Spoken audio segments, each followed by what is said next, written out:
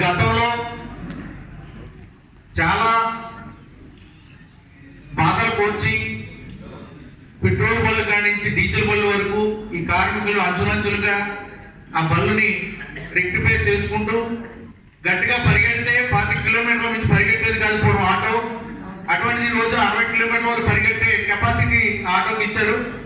అటువంటి ఆటోని ఒక ముసలివాడిని తీసుకెళ్లి మన ట్రాక్ ఉన్నది, మనం రన్నింగ్ చేసే ట్రాక్ మీద నుంచోబెట్టి పరిగెట్టమంటే ఏ విధంగా పరిగెట్టలేడో అటువంటిది ఒక 5 సంవత్సరాలు 6 సంవత్సరాలు గడిచిపోయిన ఆటోని తీసుకెళ్లి ఏదైతే షోరూమ్ లో ఎఫ్ఆర్ దాని కెపాసిటీ ఎంత ఉందో పరిగెట్టించి దాని కంప్లైంట్ ని రెక్టిఫై చేస్తుంది కంపెనీ.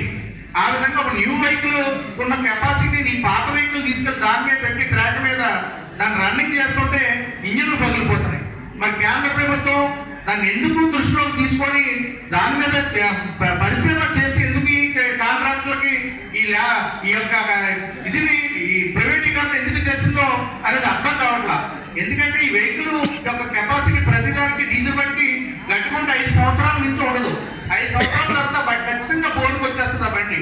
అటువంటి బళ్ళని తీసుకెళ్లి అది వెహికల్ బట్టి కాస్ట్ బట్టి లారీ అయితే ఒక రేంజ్ లో ఉంటుంది, బస్సు అయితే ఒక రేంజ్ లో ఉంటుంది, ఆటో అయితే ఒక రేంజ్ లో ఉంటుంది, ట్యాక్సీ అయితే ఒక రేంజ్. దాని కెపాసిటీని బట్టి లక్షల్లో వేలంలో అలాగా దానికి ఖర్చు అవుతుంది. ఇంజిన్ రిపేర్ చేయించాలంటే ఒక ఇంజిన్ తయారు చేయాలంటే సుమారు ఒక ఆటోని ఇంజిన్ కంప్లైంట్ వస్తే బోర్డుకు వస్తే దానికి 10,000 నుంచి 15,000 రూపాయలు ఇంజిన్కి అవుతుంది. అలాగే ట్యాక్సీకి కొంచెం పెరుగుతుంది, అలాగే లారీకి.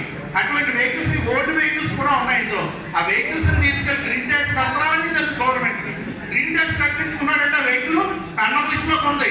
అటువంటి వెహికల్ కి గ్రీన్ ట్యాక్స్ కట్టించుకున్న వెహికల్ కూడా తీసుకెళ్ళి లేటెస్ట్ గా ఆ ట్రాక్ మీద పెట్టి దాని కెపాసిటీ ఎంత ఉందో అని కూడా తెలియకుండా పూర్తిగా దాని మీద ఉన్నటువంటి ప్రయోగం అంతా చేసి ఇంజిన్ పగిలిపోతే ఏమవుతాయి? మరి అది ఆలోచన లేకుండా మరి అధికారులు ఏ విధంగా దాన్ని గవర్నమెంట్ సూచనలు చేశారో ఆ స్టేట్ గా రాష్ట్ర గవర్నమెంట్ ఏ విధంగా దాన్ని ఒప్పందం చేసుకొని ఈ ప్రైవేటీకరణ చేసిందో దానికి తప్పు అప్పులు ఏంటనేది చూడకుండా స్టేట్ గవర్నమెంట్ దీన్ని తీసుకొని ఇక్కడున్న వాళ్ళకి మరి దీన్ని లీజుకి ఎలాగా ఇచ్చిందో కూడా మాకు అర్థం కావట్లేదు. ఇక్కడ ఉన్న ఆటో కార్మికులు ప్రతి ఒక్కరు ఉద్యోగాలు లేక చిన్న పనులు చేసుకుంటూ బతుకుతూ దీన్ని ఆటోని ఒక జీవనంగా పెట్టుకొని తన పిల్లల్ని ఆడిని చదివించుకుంటూ ప్రతి ఒక్కరు కూడా విద్యావంతులు ఉన్నారు. ఇక్కడ పూర్వంలాగా చదువుకున్న వాళ్ళు లేని వాళ్ళు ఎవరు లేరు. అందరూ కూడా 10th క్లాస్ నుంచి పైన డిగ్రీ ఇంటర్మీడియట్ వరకు కూడా చదువుకున్న వాళ్ళు ఉన్నారు ఉద్యోగాలు లేక.